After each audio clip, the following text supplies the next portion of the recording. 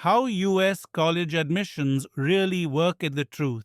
Nobody tells students about college admissions. Aarav always believed college admissions were simple. Get good grades, do some extracurriculars, write an essay, click submit, get accepted. That's what everyone told him. Parents, teachers, friends, social media experts. But junior year would teach him something shocking. US college admissions aren't just a system. They're a strategy most students never learn. And Aarav, he was about to find out the hard way until someone opened his eyes to how things really work. The belief that started it all. Aarav always thought success looked like this: straight A's, good colleges, a few clubs, bonus points, good SAT score, closure done. He believed colleges were fair. He believed admissions officers simply looked at numbers. He believed anyone who worked hard could get in, but that belief shattered in one moment: the shock at school. It was a chilly Monday morning when college decisions came out for the seniors. Aarav watched as students crowded around their phones, screaming, crying, laughing. But then something didn't make sense. A girl named Maya, perfect GPA, 1,500 plus, say, captain of 2 clubs, hundreds of volunteer hours, got rejected from almost every top school. Yet another guy, Tyler, B+ student, average SAT, no standout extracurriculars, got accepted to a top 20 college. Aarav stood there confused. How does that make sense? He whispered. A senior next to him shrugged. That's college admissions, man. It's never what you think. Those words stuck in Aarav's mind like a riddle he couldn't solve. The guidance counselor. A meeting. That afternoon, Aarav walked nervously into the counseling office. Mrs. Holland, the most experienced counselor in the school, looked up with a warm smile. How can I help you, Aarav? He sat down frustrated. I don't get it. Maya is literally the smartest student I've ever seen. How did she get rejected from everywhere? And how did someone like Tyler get in? Mrs. Holland leaned back in her chair. Aarav, it's time you learn how US college admissions actually work. Aarav raised an eyebrow. Is there something I don't know? She smiled sadly. There are many things students don't know. And then she began. The first truth. It's not just grades. Mrs. Holland opened a folder. Top colleges reject thousands of straight A students every year because everyone applying is smart. Aarav frowned. Then what are they looking for? She tapped the folder. Impact, leadership, personality, story, growth, consistency. Aarav blinked. So grades aren't enough? They're step 1, she said, not the finish line. The second truth. Adinat, admissions is a puzzle, not a race. Mrs. Holland continued. Colleges build a class, not a leaderboard. They don't want 2,000 identical straight A robots. They want variety. Variety? Aarav asked. Yes, they want artists, leaders, researchers, athletes, community builders, creators, problem solvers, unique thinkers, students with compelling stories. She leaned forward. 2 students with the same stats may have completely different chances because colleges aren't choosing the best. They're choosing the right fit. Aarav's brain was spinning. The third truth. Context matters more than you think. Mrs. Holland flipped to another page. Admissions officers look at your background, your school, your environment, your challenges. How? Aarav asked.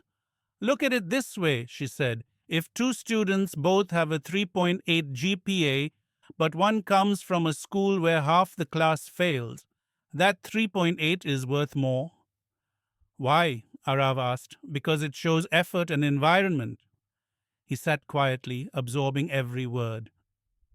The final truth.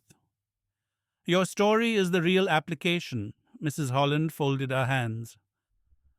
Aarav, every student thinks the application is about achievements, but it's actually about identity, who you are, what motivates you, why you make the choices you make, what you've overcome, how you think, who you're becoming. Aarav swallowed. So my story matters more than my stats? Mrs. Holland nodded. Much more. And suddenly, the admissions world didn't look simple anymore. It looked massive, complicated, strategic, unfair sometimes, but full of opportunity for the students who understood how it worked. The moment that changed Aarav.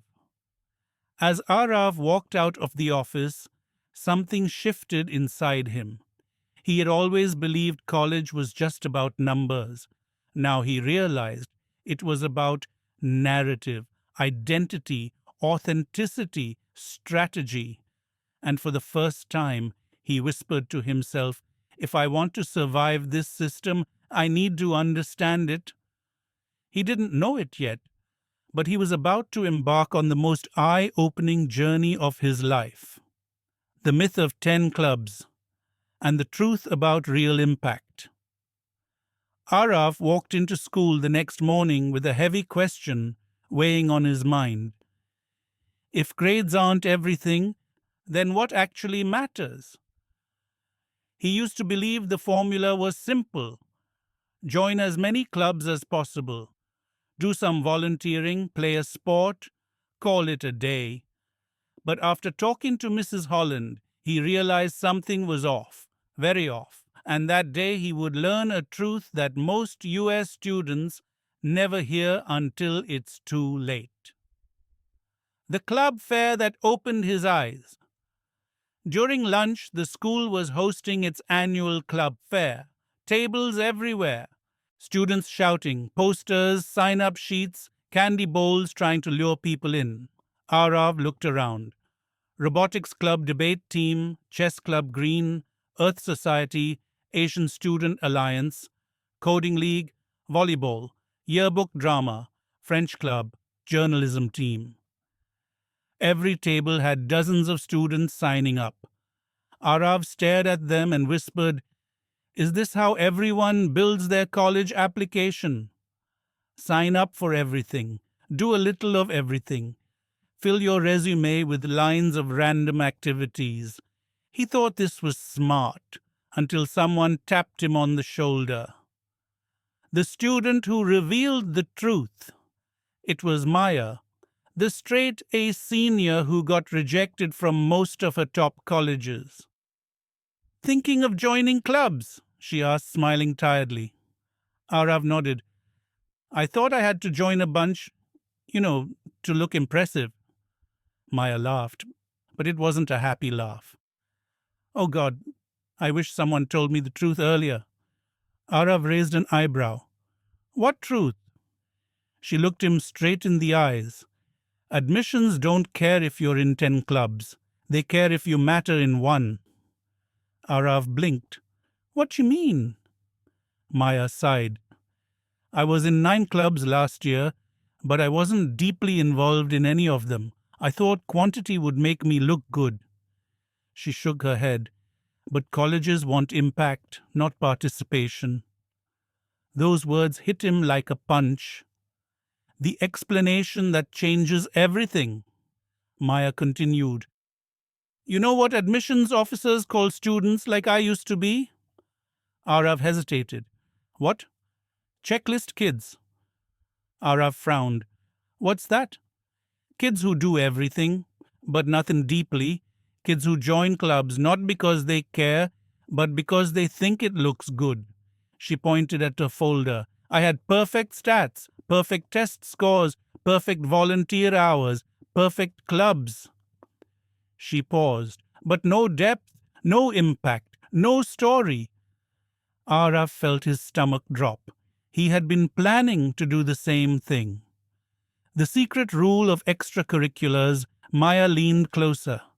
Admissions officers aren't looking for busy students, they're looking for interesting students. She held up 3 fingers. There are only 3 extracurriculars that matter. Aarav leaned in. Which ones? Maya smiled. Your spike, your supporting activities, and your personal passion project. Aarav blinked. My what? The breakdown that no one teaches. Maya took out a notebook and wrote 1. Spike, your main thing. This is the activity you're known for, something you go deep into, something that shows leadership, passion, and impact. Examples: building a non-profit, winning debate tournaments, research with a professor, starting a small business, creating an app, publishing artwork or music, coaching kids, leading a club to real achievements. This is the thing colleges remember you for. 2. Supporting activities. These aren't your main thing, but they connect to it. If your spike is coding, supporting activities might be robotics, math club, tutoring, CS. If your spike is journalism, supporting activities might be yearbook, creative writing, podcasts. Everything supports one theme. 3. Personal passion project. This is the thing you build yourself, not a club, not a school activity, something you created. Examples: YouTube channel, blog, podcast, Etsy shop, art portfolio, volunteering project, research experiment, community program. Colleges love this because it shows initiative. Aarav stared at the page, stunned. So admissions is storytelling? Maya nodded. Exactly, every activity should tell the story of who you're becoming. The moment of realization. As club fair noise buzzed around them, Aarav felt something shift inside him. It wasn't about doing everything, it was about doing the right things. He whispered, I don't need to be everywhere. I just need to be meaningful somewhere. Maya smiled proudly. Now you understand the secret that took me years to learn. Aarav looked over the entire fair with new eyes. This wasn't a competition. It was a strategy game, one he finally knew how to play. Your essay isn't an essay. It's your identity. Aarav couldn't stop thinking about what Maya said. Admissions don't care if you do everything. They care if you matter somewhere. For the first time, he understood extracurricular strategy. But there was still one part of college admissions he knew nothing about: the personal essay. He had always assumed it was just writing about achievements, hardships, or some inspirational quote. But the truth was much deeper, and he was about to learn it from someone unexpected, the teacher who saw through every student. A week later, Aarav's English teacher, Mr. Ramirez, announced, Juniors, today we are talking about college essays. Instant groaning filled the class. Mr. Ramirez smirked. Oh, trust me, you'll thank me later. Now let's start with what most students do wrong. He picked up a stack of fake sample essays. All of this, he waved them, is garbage. Everyone stared. Aarav leaned forward, curious. The most common mistakes in essays. Mr. Ramirez read the first sample. I'm a hard-working student who always puts in 100% effort. He tossed it aside. Cliché. Second sample. I learned a lot from playing sports and teamwork. He tossed it. Overused. Third sample. I faced challenges but overcame them. He threw it dramatically. Empty. The class laughed, but Aarav sat still. He would have written exactly those things. The moment the truth hit him, Mr. Ramirez looked around the room. Essays don't fail because students are bad writers. Essays fail because students try to sound perfect. He paused. Admissions officers don't want perfection. They want honesty, personality, humanity. Aarav frowned. But how do you show that? He asked. Mr. Ramirez pointed at him. Good question. Let me show you. The example of a real admissions-worthy essay. Mr. Ramirez pulled out a single folded essay. This one got a student into Stanford. The room went silent. He read the first line. My life changed the day I learned to fold a fitted bed sheet. The class was confused. Aarav leaned in even more. Mr. Ramirez continued. The student wrote about learning responsibility at home, helping a struggling parent, cleaning, organizing, and how small acts shaped her identity. He closed the paper. It wasn't flashy, it wasn't dramatic, it wasn't about saving the world. He smiled. But it was her? Aarav felt something spark inside him. Essays weren't about achievements, they were about identity. The formula. No one teaches. Mr. Ramirez turned to the whiteboard and wrote, College essay, moment, meaning, growth. Then he explained. 1. Moment, a small, real story from your life. Not something huge, something true. Examples. Helping a sibling, fixing something at home, a failure that taught you something, a quiet moment, a mistake, a conflict, a first time, a realization. 2. Meaning. What that moment showed about who you are. Examples. Resilience, creativity, empathy, leadership, responsibility, curiosity. 3. Growth, how that moment changed you or shaped your direction. Examples. A shift in mindset, a new habit, a passion discovered, a challenge overcome, a values learned. Mr. Ramirez dropped the marker. That's it, the whole essay, 3 pieces. Aarav stared at the board. It suddenly made sense. He wasn't writing to impress, he was writing to express. The admissions officer's secret. Mr. Ramirez added one more thing. Admissions officers read over 2,000 essays every year. They forget most of them. He tapped the desk. But they never forget essays that sound human, reveal vulnerability, show growth, feel honest, tell a small story with big meaning. Aarav scribbled notes as fast as he could. This wasn't writing. This was storytelling, authentic storytelling, the conversation that changed Aarav. After class, Aarav approached Mr. Ramirez. Mr. R, how do I know what story to tell? Mr. Ramirez smiled kindly. Ask yourself this. What's a moment from my life that taught me who I am? Aarav swallowed. His mind immediately jumped to something. A moment he had never told anyone, a moment that shaped everything. Mr. Ramirez noticed his face change. That's the story you write, he whispered. Aarav nodded slowly. He finally understood.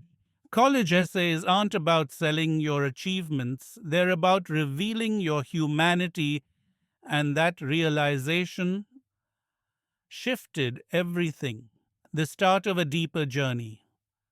That night, Aarav sat in his room, notebook open, heart racing.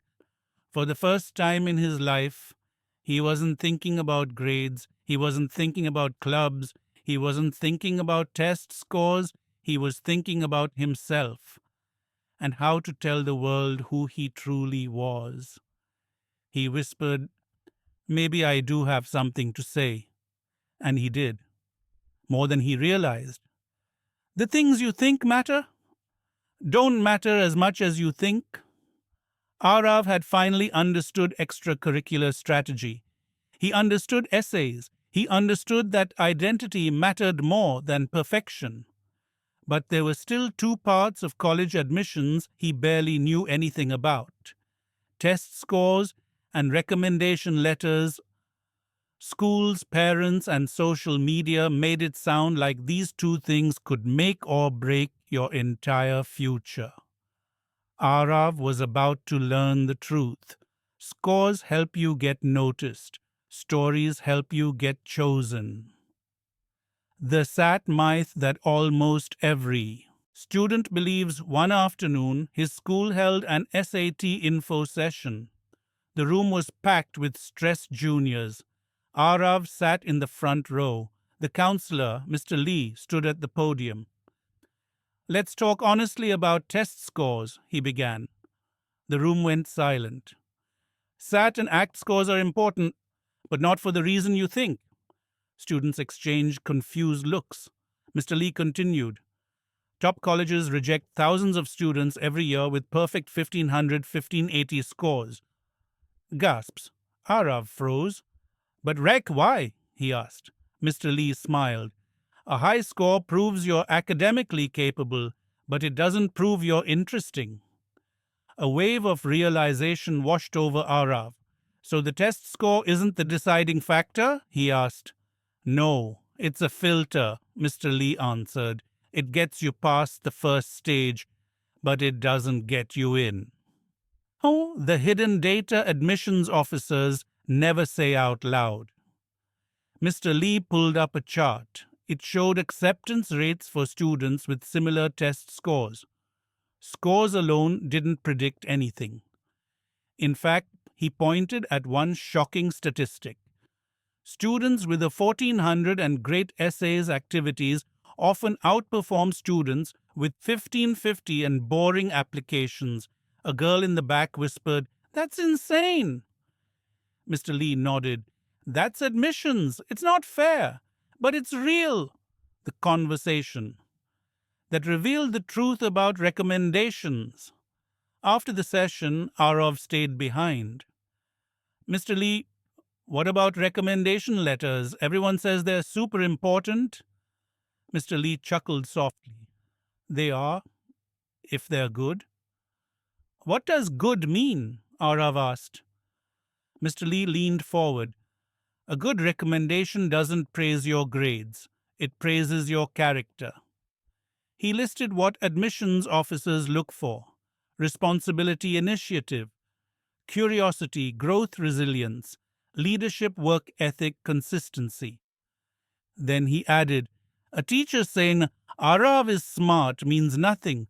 Thousands of applicants are smart." But a teacher saying Aarav stayed after class for weeks to help struggling classmates, that moves admissions committees. Aarav slowly nodded. "So, they want who I am, not just what I've done?" "Exactly," Mr. Lee said. "The shocking secret about who writes the best letters." Aarav asked, "So should I ask my math teacher or English teacher or—" Mr. Lee shook his head. "Don't ask the teacher who gave you the highest grade. Ask the teacher who knows you the best." Aarav blinked. "That makes a difference." "A huge difference," Mr. Lee said. "Colleges can tell when a teacher barely knows the student and writes a generic letter." He tapped his folder. "Authenticity beats perfection. Every single time." The real purpose of scores and letters, as they spoke, Mr. Lee summarized it perfectly. Test scores show your ability. Recommendation letters show your character. Essays show your identity. Extracurriculars show your potential. All four together create your story. Aarav felt something shift inside him. For the first time, admissions didn't feel like a mystery. It felt like a puzzle, and he had all the pieces. The revelation. At home. That night, Aarav sat on his bed replaying everything. All his life, teachers told him, "Get good grades. Study for the SAT. Join clubs. Be a leader. Volunteer." But no one ever explained why or how colleges truly viewed these things. He pulled out his notebook and wrote, "Scores matter, but they don't define me." Then, "My story is more important than my statistics." And finally, admissions isn't about being perfect. It's about being human on purpose. He closed the notebook with a soft exhale. For years he felt pressured by the system. Now he felt empowered by understanding it. But he still had one more lesson to learn. Why college admissions are not a race, they're a negotiation. And that lesson would blow his mind. The part nobody talks about: money, need blind, and who really gets in. Aarav thought he finally understood admissions. Essays, extracurriculars, test scores, recommendations. But there was one piece left. A piece almost no student talks about because no teacher wants to explain it. Money. Not just tuition, not just scholarships, but how money quietly influences who gets accepted and who gets rejected. Aarav was about to learn one of the most uncomfortable truths in US college admissions. Admissions isn't just academic, it's financial. The guidance counselor's warning. The next day, Aarav met with Mrs. Holland again. He opened his notebook and asked, "I learned about essays, test scores, recommendations, but one thing is still confusing." Mrs. Holland smiled knowingly. "You want to know about financial aid, right?" Aarav nodded. "I don't get how money affects admissions." Mrs. Holland leaned forward. "Aarav, I'm going to tell you something most students never learn." She paused. "There are two types of colleges, need blind and need aware. 1. Need blind. Sounds fair, but isn't perfect. Mrs. Holland explained, a need blind college promises they don't consider your financial situation when deciding. Aarav's eyes lit up. "That sounds great," she nodded. "It is, but only for admissions. Once you get accepted, they can still give you less financial aid than you need." Aarav frowned. "So you can get in, but not afford to go?" "Exactly." 2. Need aware, the hidden reality. Then she said the thing that shocked him.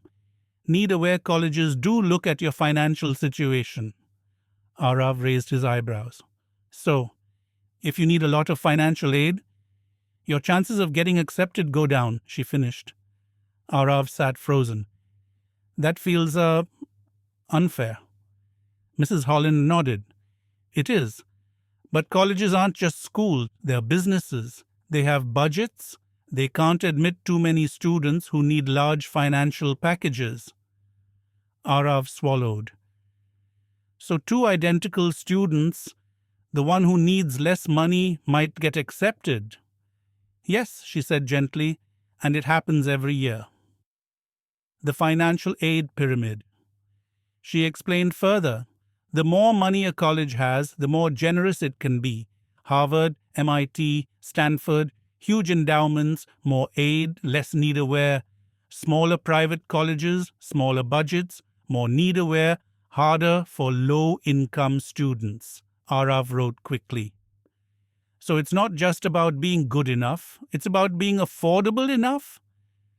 Mrs. Holland nodded sadly. "Yes, that's the piece students never see." The secret advantage of full-pay students. She continued, "Families who can pay full tuition often have a quiet advantage." Aarav blinked. "Wait, they get priority?" Mrs. Holland hesitated. "They won't say it officially, but yes, full-pay students increase a school's revenue, so admissions officers sometimes give them preference in borderline decisions." Aarav rubbed his forehead. "So rich students have a better chance?" "In many cases, yes." It was hard to hear, but it was honest. The counterbalance: first gen, low income, and context. Then Mrs. Holland's tone softened. "But here's the good news." She pulled out another chart. "Colleges also deeply value first-generation students, low-income students, students from underrepresented backgrounds, students from struggling schools, students who overcame adversity." Aarav looked surprised. So low income can help too? Mrs. Holland smiled. Yes, the context of your life can strengthen your application. She added, admissions officers look at what you achieved relative to your environment, not someone else's. Aarav felt that line hit him deeply. The real truth behind holistic admissions. Mrs. Holland summarized everything with a single sentence. Holistic admissions means they look at your story and your situation. Aarav repeated softly, my story and my situation. Exactly, she said. Your responsibilities at home, your access to resources, your family background, your struggles, your growth. She leaned back. You're not competing against everyone. You're competing against who you could have been if you had different opportunities. That sentence felt like a weight lifting off Aarav's chest. The moment it all clicked. When he got home, Aarav sat on his bed thinking deeply. His entire life he believed college admissions returns grades plus test scores. Now he understood admissions equals story plus impact plus context plus potential plus character. He opened his notebook and wrote, success isn't about being perfect, it's about being understood. Then colleges don't want the richest or smartest students. They want the students who know who they are. He closed the notebook slowly. For the first time ever, he didn't feel scared of the admissions process. He felt prepared, but the biggest revelation was still coming. Aarav was about to learn how demonstrated interest, waitlists, and early decision secretly controlled thousands of acceptances. The hidden psychology of admissions, early decision, waitlists, and demonstrated interest. Aarav thought he finally understood the system. Grades, essays, extracurriculars, recommendations, financial aid. But his guidance counselor, Mrs. Holland, had one last warning. You haven't learned the psychological part yet. Aarav frowned. Psychological, she nodded. College admissions aren't just academic or financial, they're behavioral. Colleges watch student behavior like a business watches customers. Aarav leaned in. What does that mean? She smiled. It means your choices and timing can decide your acceptance. The biggest decision. Students don't understand. Early decision. Mrs. Holland grabbed a marker and wrote, Ideation, early decision. EA, E early action, ADIRD, E regular decision. Aarav nodded. He had heard these terms, but he never understood how they actually worked. Mrs. Holland pointed at ED. Let's start with early decision. This one has the biggest impact. How big? Aarav asked. She pulled up a chart. Harvard regular decision admit rate. Draw 3% Harvard. Early action admit rate. Just 13%. Some ED schools 25% versus 5%. Aarav's jaw dropped. That's a huge difference. Mrs. Holland nodded. Early applicants show commitment. Colleges want students who want them specifically. Aarav hesitated. But isn't ED binding? Yes, she said. If you get accepted, you must go, and you usually can't compare financial aid offers. Aarav swallowed. So ED increases your chance, but locks your choices? Exactly. The secret reason. Colleges love ed students. Mrs. Holland continued, why do colleges push ED so hard? Aarav shrugged. No idea, she smiled. Because ED students raise the school's yield rate. Aarav blinked. What's yield rate? Yield it shy the percentage of accepted students who actually enroll. She tapped her desk. Higher yield means higher rankings. Higher rankings shares more applicants. More applicants shares more revenue. Aarav finally understood. ED isn't just about students wanting colleges. It's about colleges wanting predictability, rankings, and money. The truth about applicant behavior. Demonstrated interest. Now, Mrs. Holland said, let's talk about the most misunderstood factor, Demonstrated interest. Aarav raised an eyebrow. What's that? It's how colleges measure whether you actually want to attend. She listed examples: opening emails, visiting the campus, attending virtual tours, following the school's social media, asking questions, talking to admissions reps, joining mailing lists, applying early, submitting materials on time. Write in school-specific essays that sound genuine. Aarav whispered, colleges track all that. Mrs. Holland nodded. Yes, they monitor your clicks, your attendance, your behavior. He felt his stomach twist. So if two students are equal, the student who showed interest gets in. Exactly. The dark side of the waitlist. Aarav took a breath. What about waitlists? Are they real chances or just fake hope? Mrs. Holland exhaled slowly. Waitlists are complicated, she wrote. Waitlist, range, not rejected but not accepted. You're a backup plan. Aarav frowned. So do people get in?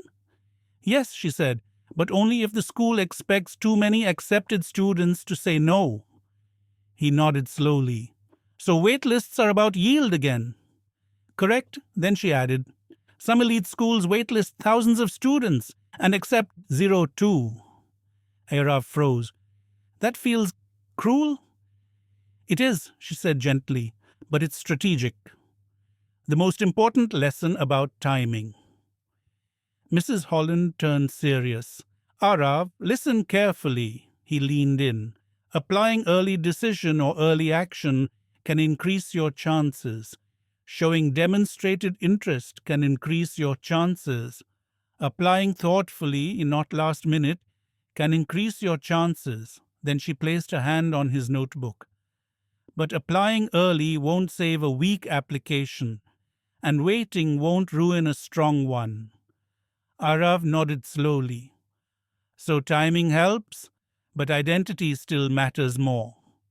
Mrs. Holland smiled. You're finally understanding the psychology. The night everything made sense. That evening, Aarav sat in his room trying to process it all.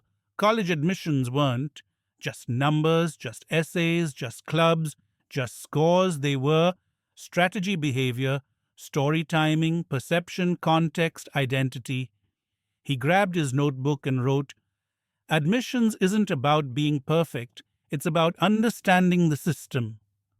Then, I'm not competing blindly anymore. I finally know the rules. He closed his notebook with a calm he hadn't felt in months. But there was one final piece left, the part no one explained to him yet. How students actually build a college-ready identity from scratch, and how Aarav would build his own. Sedidi, how students actually build a college-ready identity. Aarav had finally learned the truths behind US college admissions. Grades matter, but not enough ASAT is a filter, not a ticket. Extracurriculars need depth, not quantity. Essays are about identity, not achievements. Recommendations show character, not intelligence. Financial aid affects decisions more than anyone admits. Timing and early applications matter. Demonstrated interest is tracked. But even after understanding all of this, he still had one burning question. How do I actually build an admissions profile that works for me? Not a generic resume, not a copy-paste checklist, not a fake persona, a real identity, an authentic one that admissions officers would remember, and he was about to learn exactly how. The blueprint no one teaches. The next morning, Mrs. Holland invited Aarav to her office again. She smiled. Today I'm giving you something most students never get, the actual roadmap. Aarav sat up straighter. I'm ready. She grabbed a marker and drew 4 circles on a board. Academic, extracurricular, personal presentation. These normes, she said, are the four pillars of a college-ready identity. 1. Academic profile, your foundation. Mrs. Holland pointed to the first circle. Academic strength matters, of course, but you don't need to be perfect. She listed the core pieces: GPA course rigor, AP/IB honors, trend going up or down, test scores, optional but helpful, improvement over time. Then she said something Aarav wasn't expecting. A slightly lower GPA with strong growth is more impressive than a perfect GPA with no story. Aarav blinked. Really? She nodded. Admissions officers reward improvement because it shows grit. Aarav felt a quiet relief wash over him. 2. Extracurricular profile.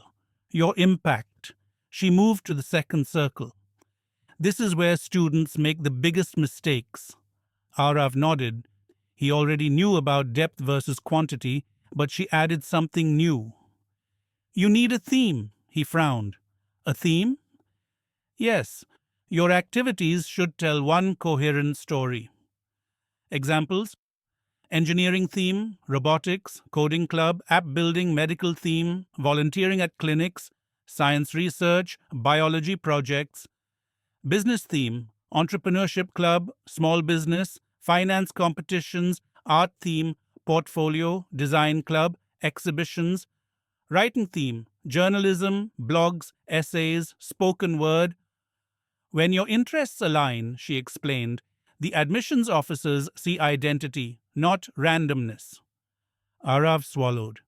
So this wasn't about doing everything, it was about doing the right things in a way that made sense. 3. Personal profile, your identity and story. Then she pointed at the third circle. This is your essays, your background, your context, your personality, your voice. She continued, this is where first-gen students shine, where immigrants shine, where difficult childhoods shine, where small successes shine, where unique passions shine. She leaned closer. You don't need a tragic story, you just need a human story.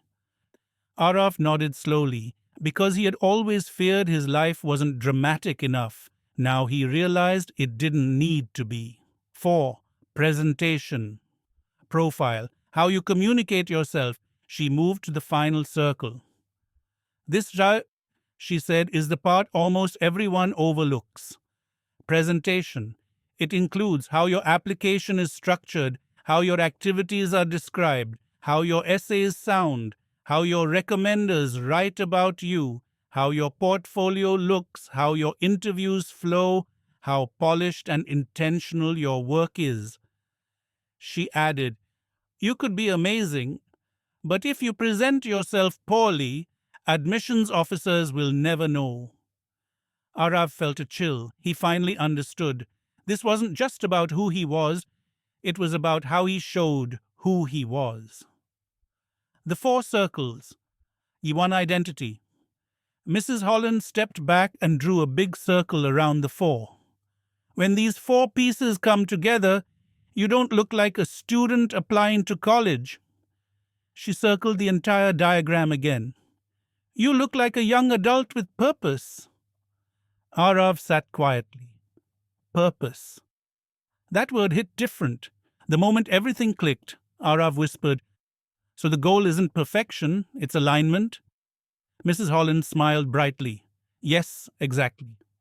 He continued, it's not about having achievements, it's about having a story. Right. And admissions officers don't want the best applicant, they want the most coherent one. Mrs. Holland's eyes softened. You're finally starting to think like an admissions officer. Aarav exhaled, his chest warm with understanding. For the first time ever, college admissions didn't feel intimidating. They felt strategic, something he could plan, shape, design. The night.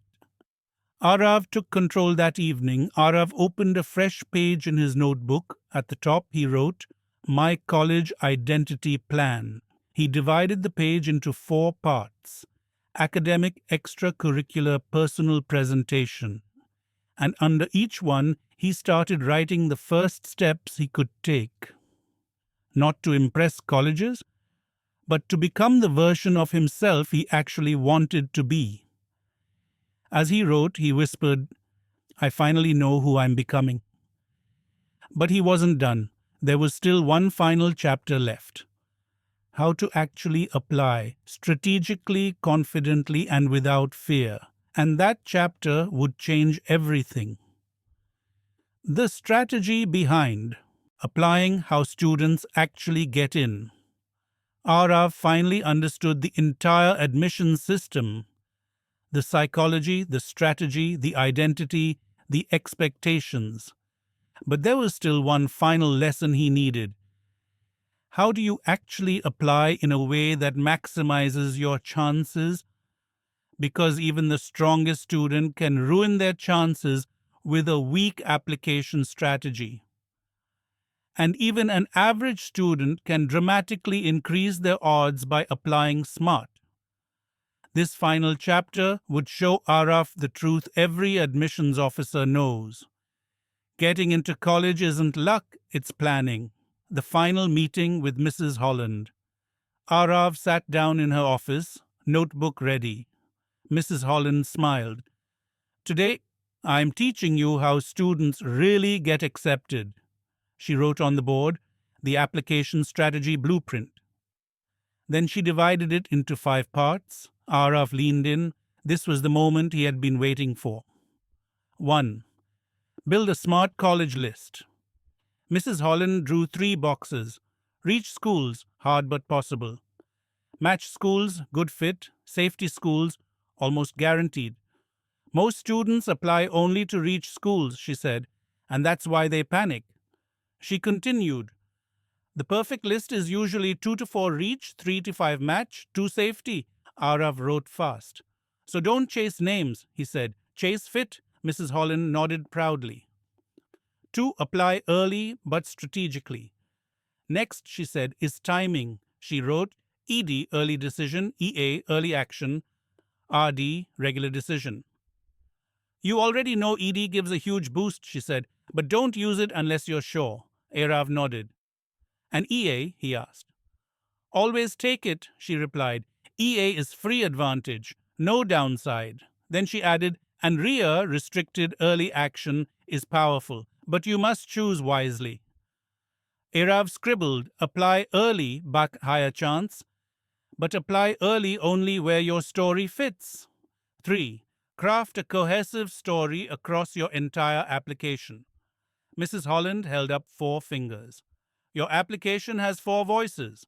You, essays. Your teachers, recommendations. Your activities, extracurricular list. Your school counselor, school profile, context. She smiled. All 4 should tell the same story. Aarav thought about it. So if my theme is engineering, he said, my essays, activities, and letters should connect to that? Exactly.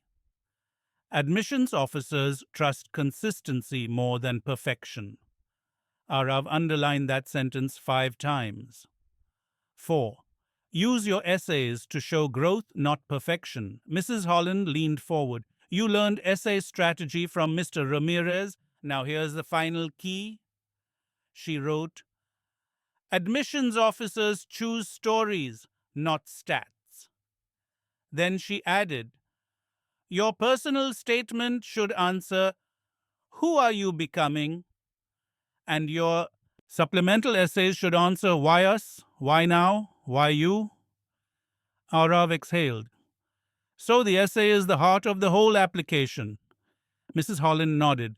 It's the moment you become human to them. 5. Submit an application that feels polished, not rushed. Finally, she wrote the last rule. Details matter. She listed the mistakes students make.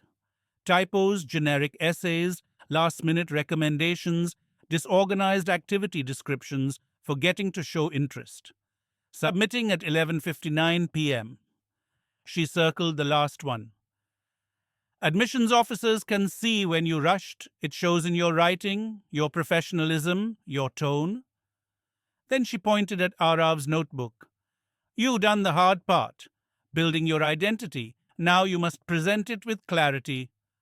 Aarav nodded firmly. He understood. The moment Aarav realized he was ready when the session ended, Aarav didn't walk out. He floated, for the first time in his life. Admissions didn't feel scary. It felt solvable. He understood how the game worked. He understood how to position himself. He understood how to build his story. He understood how to apply intelligently. He understood how to make colleges remember him. He whispered to himself, I'm not clueless anymore. I'm prepared. The final journal entry of this chapter. That night, Aarav opened his journal and wrote, College admissions used to feel like a locked door. Now it feels like a puzzle, and I finally have the pieces.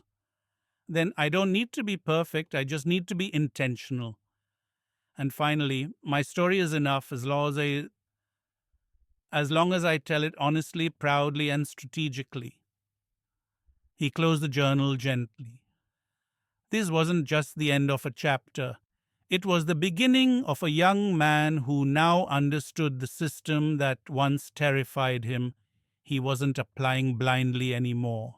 He was applying with confidence, with identity, with purpose, and the colleges he applied to, they wouldn't just see a student, they would see a story worth accepting.